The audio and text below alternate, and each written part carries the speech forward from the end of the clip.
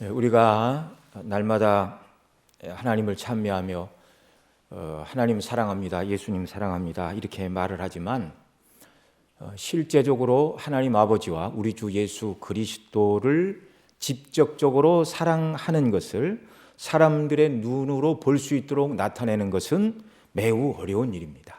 일반적으로 예배, 기도, 찬송 이것이 하나님을 사랑하는 방편이 아닌가 이렇게 말할 수 있는데 꼭 그런 것만은 아닌 경우도 있기 때문에 그런 것이죠. 사람이 맨 처음 하나님을 찾을 때는 하나님을 사랑하고 경외해서가 아닙니다. 종교심의 발로로 불교인들이 절을 찾아가는 것처럼 교회를 찾아오는 사람들, 이것은 명백히 하나님을 사랑하기 때문에 교회를 나온 것은 아니죠. 또 인생의 허물을 느껴서 또 인생이 무엇인가를 알고 싶어서 나온 경우도 하나님을 사랑해서 나와 예배하고 기도하고 찬미하는 것은 아닙니다. 더 나아가 자신이 죄인이라는 생각이 불현듯 들고 그 불안함으로 견딜 수 없어서 이 불안함, 혹시 내가 이 죄 때문에 죽어서 지옥 가면 어떻게 할까라는 이 영혼의 두려운 짐을 지고 하나님 앞에 나온다 할지라도 이것은 다 자기 만족을 위해서 나오는 것입니다.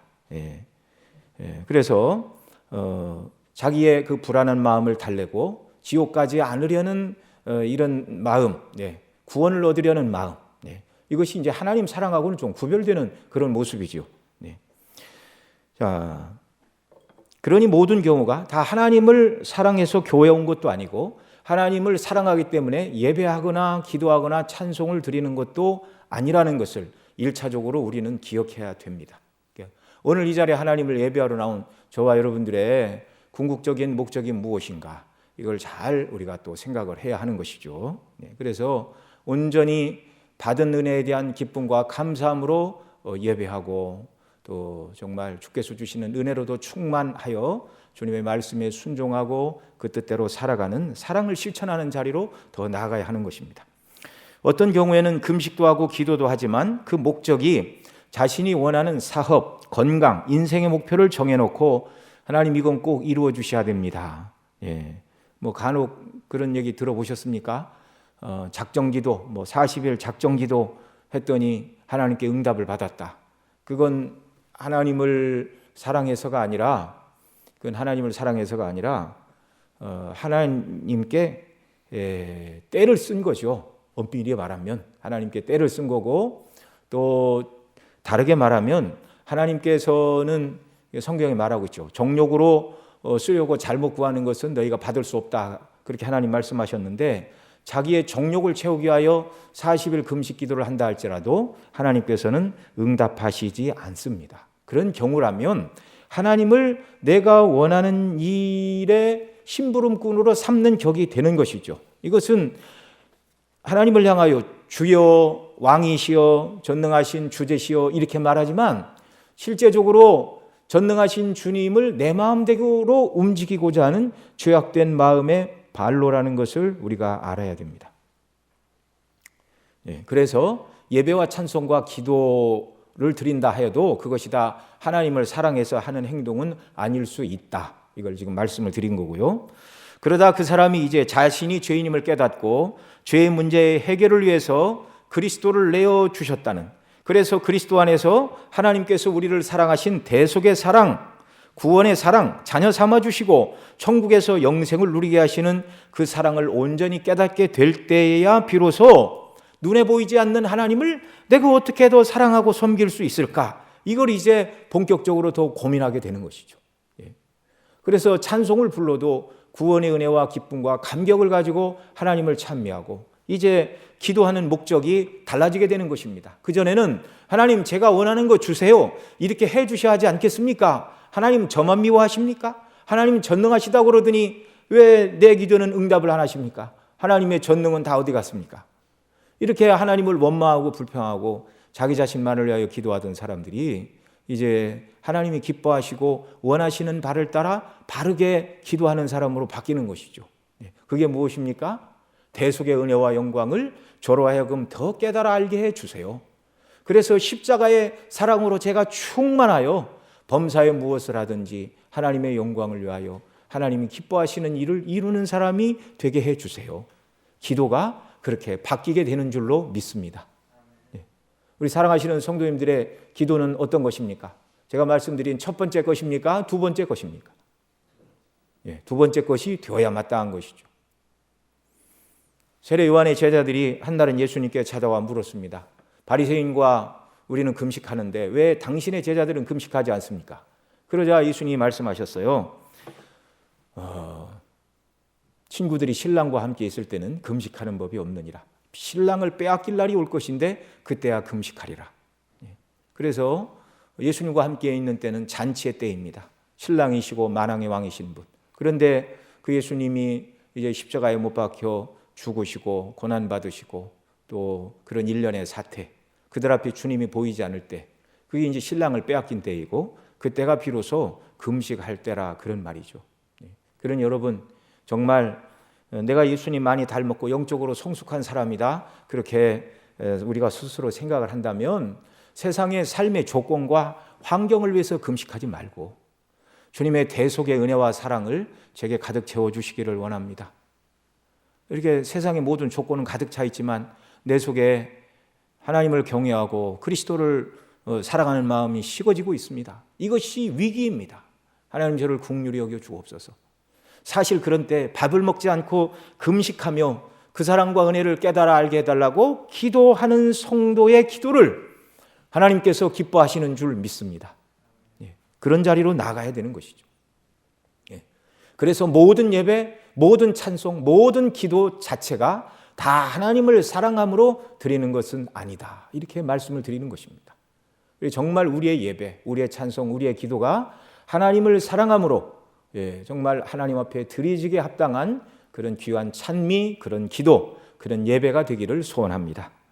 자, 이런 사람들은 이제 하나님을 예배할 뿐만 아니라 내가 받은 이 사랑을, 하나님께로부터 내가 받은 사랑을 눈에 보이지 않는 하나님께 어떻게 이 하나님의 사랑을 정말 표현하고 나타내고 돌려드릴 수 있을까?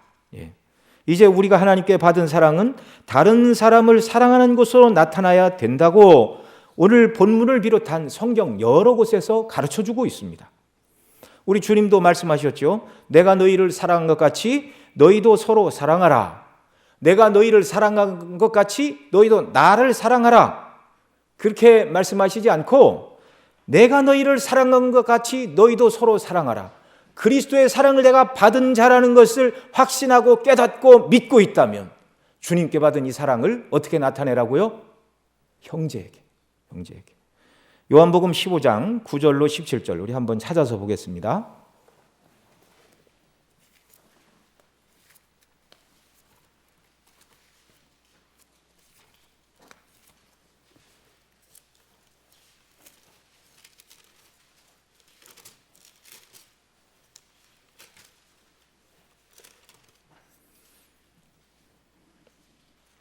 요한복음 15장 9절로 17절 제가 먼저 읽겠습니다. 아버지께서 나를 사랑하신 것 같이 나도 너희를 사랑하였으니 나의 사랑 안에 거하라.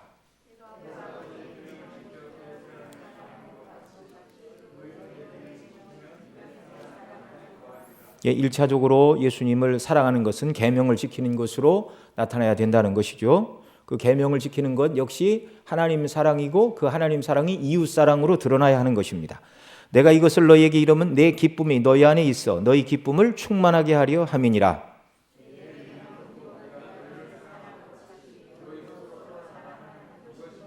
예, 그렇습니다. 내 계명은 곧 내가 너희를 사랑한 것 같이 너희도 서로 사랑하라 하는 이것이니라. 사람이 친구를 위하여 자기 목숨을 버리면 이에 더 큰 사랑이 없나니. 아멘. 예수님이 우리를 친구 삼아 주셔서 자기 목숨을 먼저 버리셨습니다. 더 큰 사랑이 없는 큰 사랑을 베풀어 주셨죠.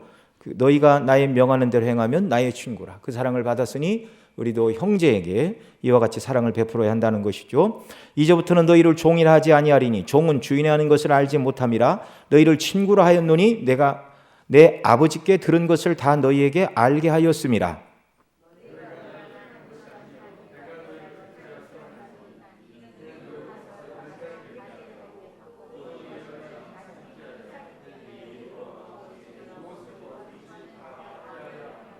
함께 읽습니다. 내가 이것을 너희에게 명함은 너희로 서로 사랑하게 하려 함이로라. 아멘. 예. 서로 사랑하게 하려 함이로라. 그리스도의 놀라운 대속의 은혜와 사랑을 받은 사람은 그 사랑을 어떻게 나타내야 되는가? 형제를 향해서 사랑을 실천함으로 나타내야 한다 가르쳐 주셨습니다.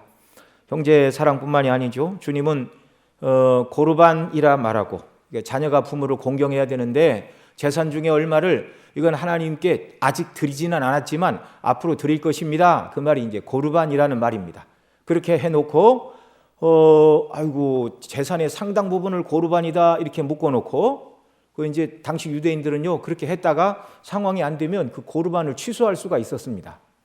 그러니까 제물로 부모를 공경하지 않고 고르반이라 이렇게 묶어놓고 아버지 뭐 오늘날 얘기하면 어디 해외여행 가고 싶으실 텐데 보내드리고 싶은데 하나님께 드리려고 떼어놔서 못 보내드립니다. 그렇게 말하는 사람들 그들을 향하여 주님은 말씀하셨습니다. 그것은 사람의 유전을 따르는 것이요 부모를 공경하라는 5계명을 범하는 것이다.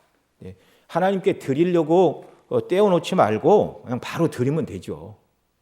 그런데 그게 다 정말 편법을 행하면서 부모 공경을 하지 않는 사람들을 우리 주님이 책망을 하셨습니다.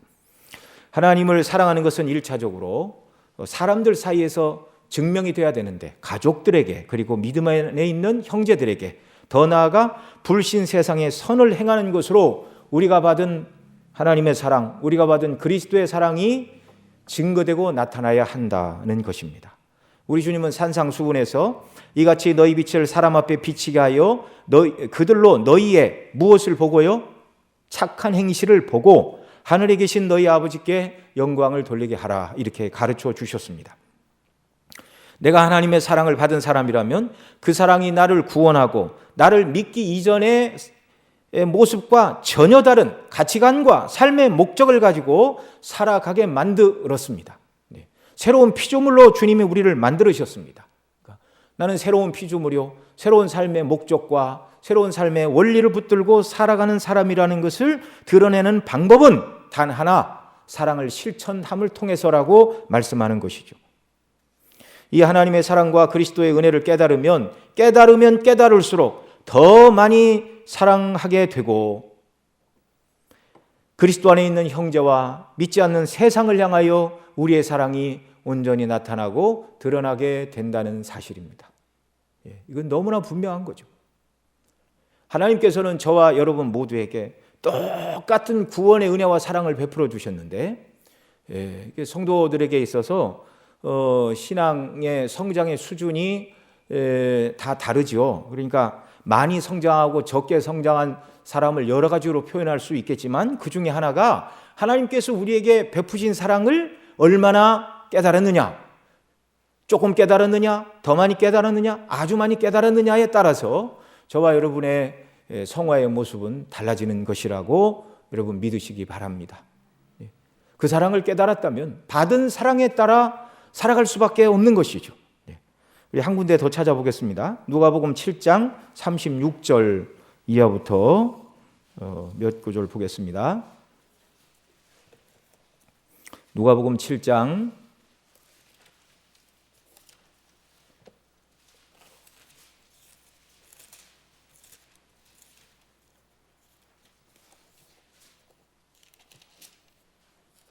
36절부터 제가 먼저 읽겠습니다.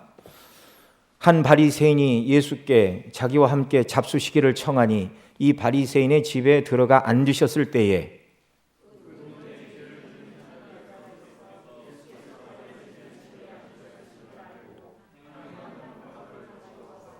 예수의 뒤로 그 발 곁에 서서 울며 눈물로 그 발을 적시고 자기 머리털로 씻고 그 발에 입 맞추고 향유를 부으니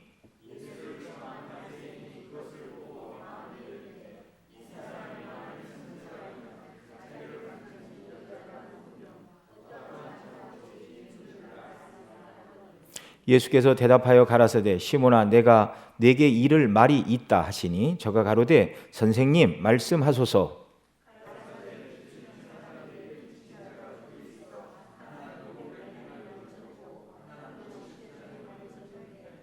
갚을 것이 없으므로 둘 다 탕감하여 주었으니 둘 중에 누가 저를 더 사랑하겠느냐?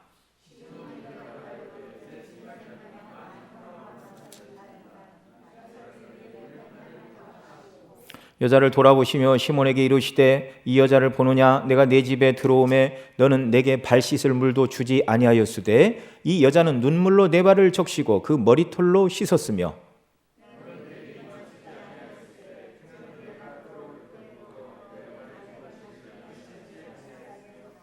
너는 내 머리에 감람유도 붓지 아니하였으되 저는 향유를 내 발에 부었느니라.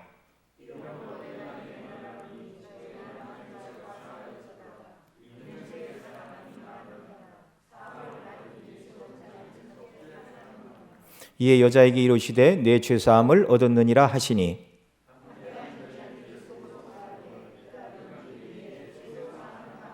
함께 있습니다. 예수께서 여자에게 이르시되 내 믿음이 너를 구원하였으니 평안히 가라 하시니라. 아멘.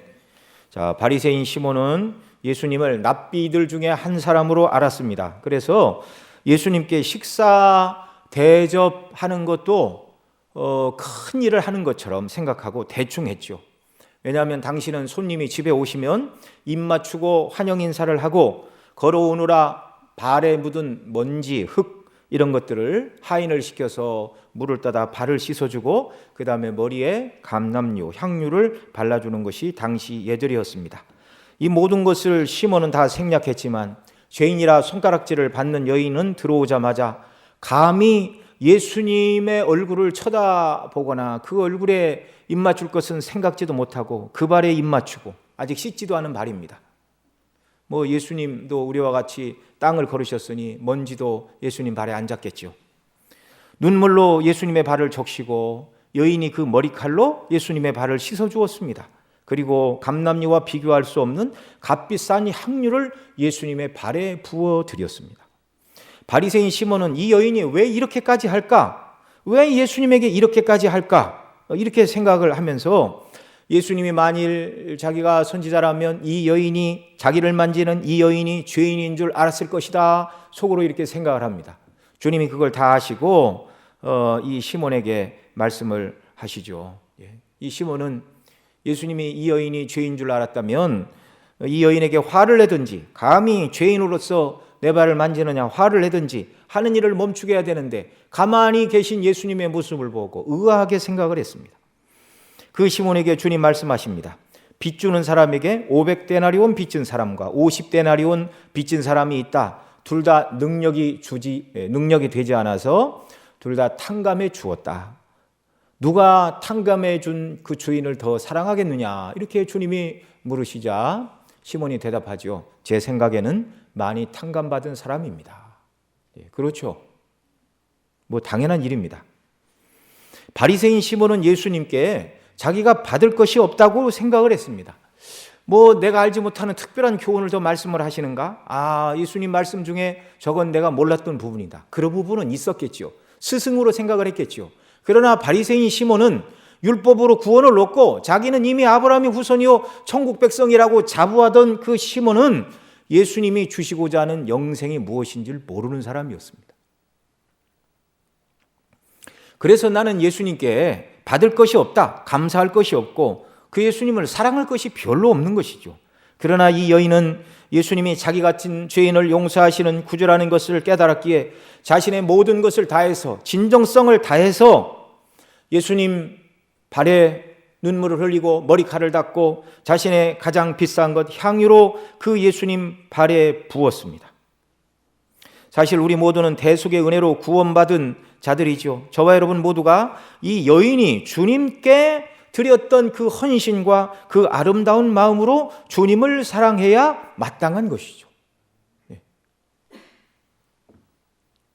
그러나 부활의 주님은 더 이상 이 땅에 몸으로 계시지 않습니다. 그러니 그 주님께 우리가 눈물로 그 발을 씻어드릴 수도 없고 머리칼로 그 발을 닦아드릴 수도 없고 아무리 값비싼 향유를 샀다 할지라도 우리 주님께 부어드릴 수도 없습니다. 주님이 계시다면 맛있는 음식 하는 식당에 모시고 가 식사라도 대접할 수 있겠죠. 좋은 옷이라도 사드릴 수 있겠죠. 좋은 반지라도 기금속이라도 해드릴 수 있겠죠. 그러나 하나님은 그런 걸 원치 않으십니다.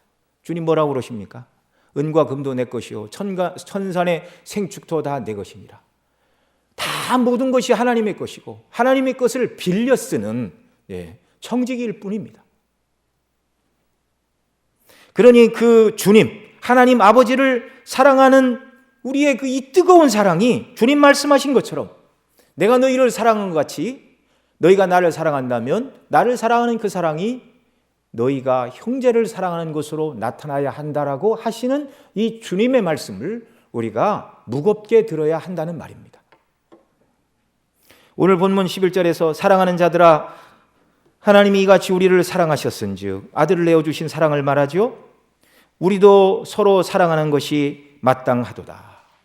그래서 한 달 정도는 안 된 것 같은데 이 11절 말씀드릴 때 하나님이 그 아들을 우리에 내어주시고 주님이 십자가에서 우리와의 목숨을 내어주심으로 사랑하신 그 사랑으로 우리도 형제를 사랑하는 것이 마땅하다. 그런데 지금은 순교의 때도 아니라고 말씀을 드렸습니다.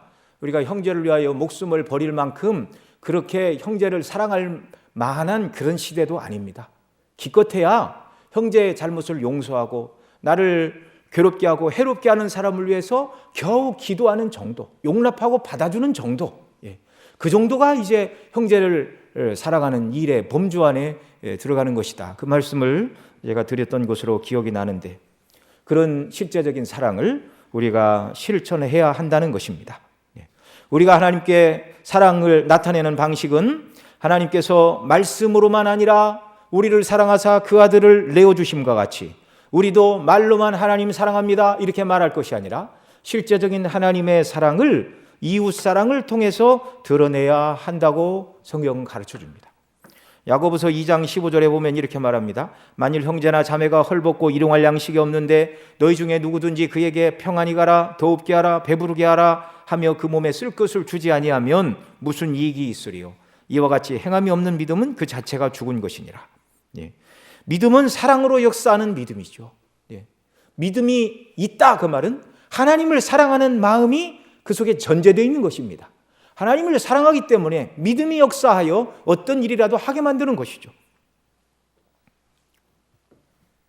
그리스도에 대한 사랑으로 역사하는 믿음, 일용할 양식이 없는 자를 바라보고 따뜻하게 해주고 먹을 것을 주는 것입니다. 오늘 본문 앞에 있는 3장 요한일서 3장 우리가 4장 11절부터 읽었는데요. 3장 16절로 18절 말씀도 같이 한번 더 읽어보겠습니다. 3장 16절 18절 같이 읽습니다. 시작. 그가 우리를 위하여 목숨을 버리셨으니 우리가 이로써 사랑을 알고 우리도 형제를 위하여 목숨을 버리는 것이 마땅하니라. 누가 이 세상 재물을 가지고 형제의 궁핍함을 보고도 도와줄 마음을 막으면 하나님의 사랑이 어찌 그 속에 거할까 보냐. 자녀들아 우리가 말과 혀로만 사랑하지 말고 오직 행함과 진실함으로 하자. 야고보 사도가 2장에서 말하고 있던 그 내용을 요한 사도가 같은 원리를 여기 똑같이 말씀하고 있죠. 용어만 바뀌었습니다. 같은 내용을 말하고 있습니다. 금방 읽은 이 16절 말씀 참으로 우리가 이 말씀을 읽으면 무겁고 두렵게 받아들여야 됩니다. 그가 우리를 위하여 목숨을 버리셨으니 우리가 이로써 사랑을 알고 우리도 형제를 위하여 목숨을 버리는 것이 마땅하니라. 여러분 누가 형제를 이렇게 사랑할 수 있습니까? 주님이 우리를 이렇게 사랑해 주셨죠. 그 사랑이 성령 안에서 우리의 심령 속에 한량없이 정말 하나님께서 부어주시기를 바랍니다. 그때야 비로소 우리도 이 사랑을 실천함으로 말미암아 세상 모든 사람들이 우리를 보고 아 예수님 닮은 사람이다라고 말하게 될 것입니다. 자, 이렇게 받은 사랑을 실천하고 행하는 것이 중요한 이유는요. 오늘 우리가 읽은 12절 말씀 속에서 이제 더 명백히 드러납니다. 우리 12절 같이 한번 더 읽습니다. 시작. 어느 때나 하나님을 본 사람이 없으되 만일 우리가 서로 사랑하면 하나님이 우리 안에 거하시고 그의 사랑이 우리 안에 온전히 이루느니라. 아멘.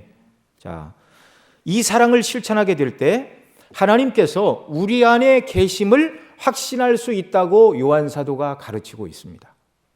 하나님이 우리 안에 거하신다는 말은 우리가 하나님의 거하시는 처소, 하나님을 모신 성전이 된다는 말이기도 하죠.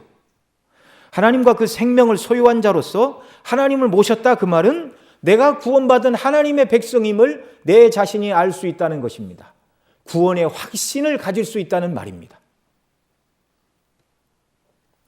아무라도 하나님을 눈으로 볼 수 있는 사람은 없습니다. 구약시대 그 누구보다 하나님의 영광과 권능과 행사를 가까이서 목격한 사람이 모세였습니다.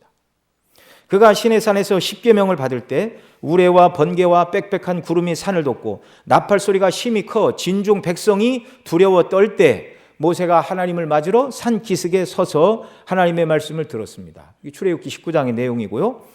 백성들이 우레와 번개와 나팔 소리와 산의 연기를 보고 떨며 멀리 서서 모세에게 말하기를 이렇게 말합니다.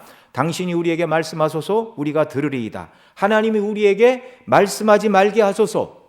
하나님의 음성을 직접 들으면 백성들이 죽을 것 같았어요. 그래서 하나님이 직접 하시는 말씀을 우리는 못 듣겠으니 모세, 당신만 산에 올라가 하나님의 말씀을 들으소서. 그리고 그 말씀을 우리에게 전하소서. 우리가 죽을까 하나이다.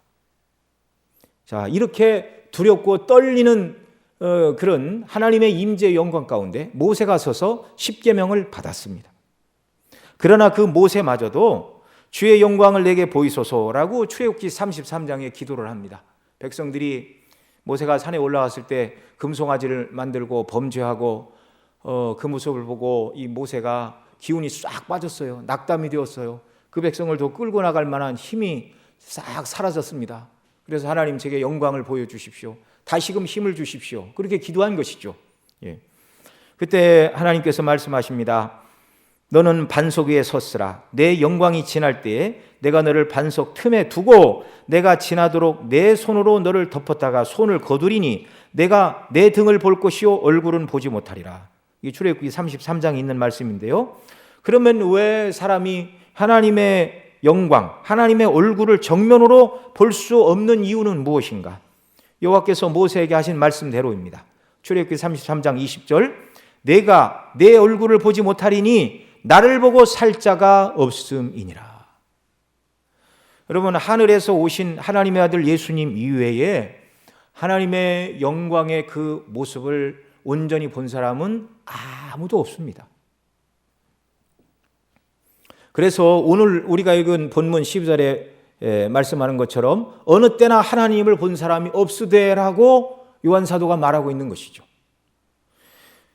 빌립이 예수님께서 내가 아버지께로 간다 이렇게 말씀을 하시자 아버지를 보여달라고 요청을 했습니다. 그러자 예수님 뭐라고 그러셨죠? 나를 본 자는 아버지를 본 것이다. 예수님이 행하시는 일을 통해서만 하나님께서 어떤 분이신가를 알 수 있다는 말입니다. 예수님의 십자가를 통한 이 구원을 하나님이 계획하셨는데 거기에 십자가에 하나님의 사랑, 하나님의 지혜, 하나님의 능력이 다 들어가 있습니다. 우리를 사랑하사 그 아들을 대신 내어주시고 우리를 구원하시는 하나님의 사랑이 십자가에 드러났고요. 또 죄인인 우리의 죄의 문제를 어떻게 해결하실까? 그래서 이 전가의 방식으로 우리 죄를 예수님께로, 예수님의 의를 우리에게로 이렇게 전달하시는, 의를 전가하시는 이 방식을 고안해내신 분이 하나님이십니다. 그래서 십자가가 또한 하나님의 지혜인 것이죠. 뿐만 아니라 그 십자가를 믿을 때 영적으로 죽은 자를 거듭나게 하시고 살리사 하나님의 자녀 만드시는 것이 바로 하나님의 능력입니다. 예수님이 행하신 일 속에서 하나님의 지혜, 하나님의 권능, 하나님의 사랑, 하나님의 영광, 이 모든 것들이 다 드러나는 것이지, 간절히 기도해서 꿈속에서 하나님의 영광의 모습을 보거나 그 음성을 듣거나 이렇게 해서 하나님의 영광과 사랑을 우리가 알 수 있는 것은 아니라는 말입니다. 그러니 하나님을 볼 것이다, 신비 체험을 하고 환상을 봐서 하나님을 알겠다 이렇게 말하는 것은요, 오늘 요한 사도가 어느 때나 하나님을 본 사람이 없으되라고 하는 말을 그저 하는 말로 생각하는 것이죠. 요한은 그렇게 말했지만 나는 하나님 앞에 간절히 기도하여, 요한 사도도 하나님을 보지 못했고 구약의 모세도 하나님의 영광의 얼굴을 보지 못했지만 나는 기도해서 하나님의 영광의 얼굴을 볼 것이다. 이렇게 말한다면 성경적입니까? 성경적이 아닙니까? 성경적이 아닌 것입니다. 그렇게 말하는 건요, 하늘에 올라가서 별을 따겠다는 말보다 더 허황된 말이고, 여기에 지나치게 되면 신비주의에 빠지게 되는 것입니다. 간절히 보기를 원하면 뭔가 볼 수는 있습니다. 네. 하나님께서 긍휼을 베풀어 주셔서 하나님의 영광의 정면이 아닌 옆모습을 조금 보여주실 수도 있고요. 또 잘못하다가는 사단의 미혹을 받아서 잘못된 것을 받고 하나님을 봤다. 이렇게 말하면 그게 이제 이단이 되는 것이죠. 그렇게 하나님을 정면으로 보는 것 말고 요한 사도는 하나님께서 우리 안에 계심을, 나와 함께 계심을 알 수 있는 방법이 있다. 하나님 나와 함께 계시다. 앞서 말씀을 드렸죠. 이 말은 하나님이 나와 함께 계신다. 누구와 함께 계시는가? 구원받은 자녀, 그 자녀를 거처로 삼아, 성전으로 삼아 하나님이 계시기 때문에 하나님이 내 안에 계신다. 그 말은 내가 구원받은 하나님의 자녀라는 구원의 확신을 가져도 좋다는 말로 바꾸어 우리가 이해할 수 있습니다. 자, 그것이 무엇인가? 오늘 12절 다시 읽습니다. 어느 때나 하나님을 본 사람이 없으되 만일 우리가 서로 어떻게 하면요? 사랑하면 하나님이 우리 안에 거하시고 그의 사랑이 우리 안에 온전히 이루느니라. 아멘. 여러분, 하나님이 우리 안에 거하시고 그 사랑이 우리 안에서 온전히 이루어지는 것을 신앙의 목표로 삼는 귀한 역사가 있기를 바랍니다. 이것이 하나님이 기뻐하시는 바고 성도가 추구해야 될 마땅한 바인 줄 믿습니다. 하나님께서 성령으로 우리 안에 내주하사 하나님이 우리 안에 거하심으로 우리를 변화시켜 주셨다는 것을 어떻게 알 수 있는가? 그 하나님을 닮아 사랑을 실천하는 것으로 알 수 있다. 그 말입니다. 정말 그렇습니다.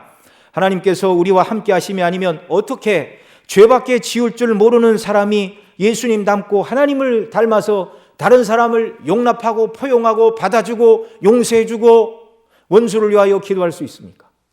이건 사람의 본성으로는 불가능한 일입니다. 죽었다 깨어나도 안 되는 일입니다.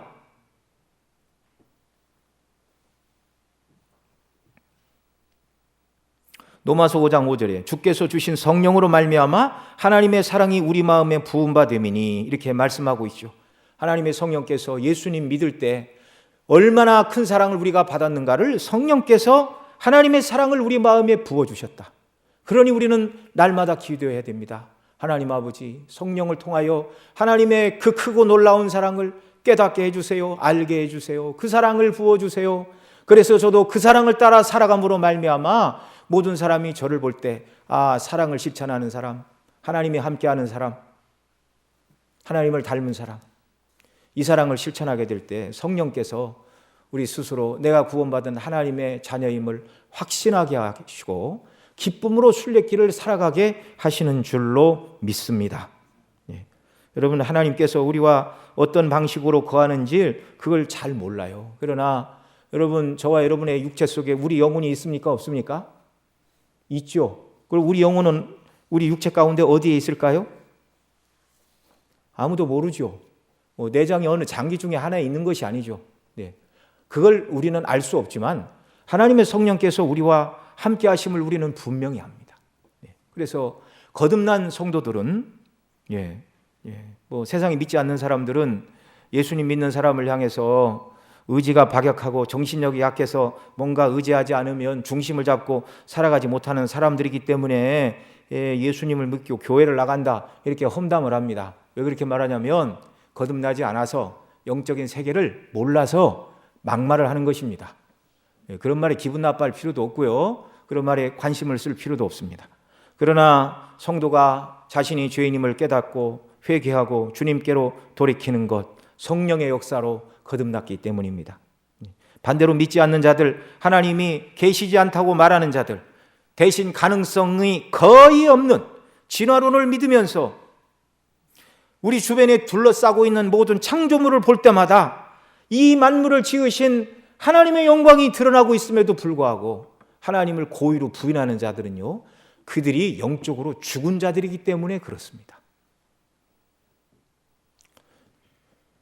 그런 자들도 영적으로 죽어서 죽은 활동을 하지만 그들의 영혼도 그들의 몸과 함께 있죠. 거듭난 성도들도 그 영혼이 성도의 몸과 함께 있습니다. 어떻게 존재하는지 그 존재 방식은 우리가 알 수 없지만 거듭난 우리와 하나님께서 함께 하시는 것도 너무나 명백한 사실이죠. 거듭난 성도가 하나님을 닮아 사랑을 실천하게 될 때 바로 그 사람과 하나님이 함께 거하시는 증거라고 요한 사도가 오늘 본문에서 가르쳐 주십니다. 고린도전서 6장에서는 우리 몸이 성령이 거하시는 전이다. 에베소 2장 22절에서는 너희도 성령 안에서 하나님이 거하실 초소가 되기 위하여 예수 안에서 함께 지어져 가느니라. 영이신 하나님은 우리가 알지 못하는 방식으로 우리와 거하십니다. 성령께서 그 사랑을 깨달아 알게 하시고 그 사랑을 따라 살아가는 사람, 이 사람이 거듭난 하나님의 자녀임을 명백히 드러내 주시는 것이죠. 이것을 우리가 기뻐하고 즐거워하는 역사가 있기를 바랍니다. 그러니 우리가 하나님의 음성을 듣겠다, 하나님을 눈으로 보겠다, 그리고 믿겠다 이렇게 말하지 말고